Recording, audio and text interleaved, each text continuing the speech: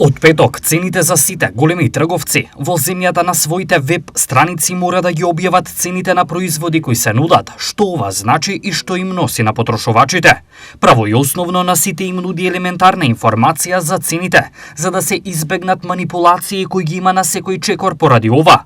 Секој производ треба да биде објавен со следните податоци: име на производот, редовна продажна цена со вклучен ДДВ, цена по единица мерка, опис на производот и моментална достапност, цена со попуст, ако е активна промоција, време траење на попустот или акцијата.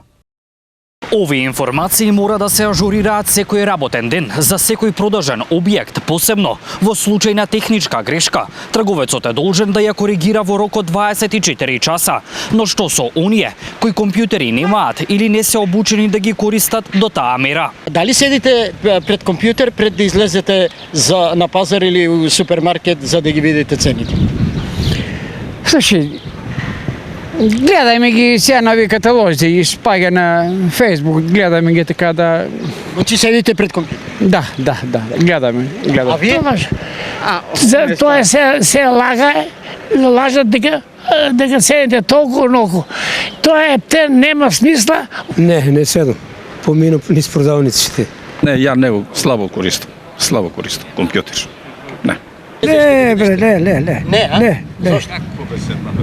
Какво се довајали, имаме други врски. Ова може да значи дека добар дел од граѓаните пак ќе бидат неинформирани, но очекувањата се дека трговците нема да смеат да манипулираат како досега. Според надлежните, освен досегашните казни од 500 до 10.000 евра, сега се воведува и казна затварање на маркети во време траење од 15 дена. Ваква регулатива веќе постои во Хрватска, Италија и Израел, а сега и Македонија прави чекор во таа насока, со цел да го заштити домашниот купувач од неконтролирани цени и неинформиран избор.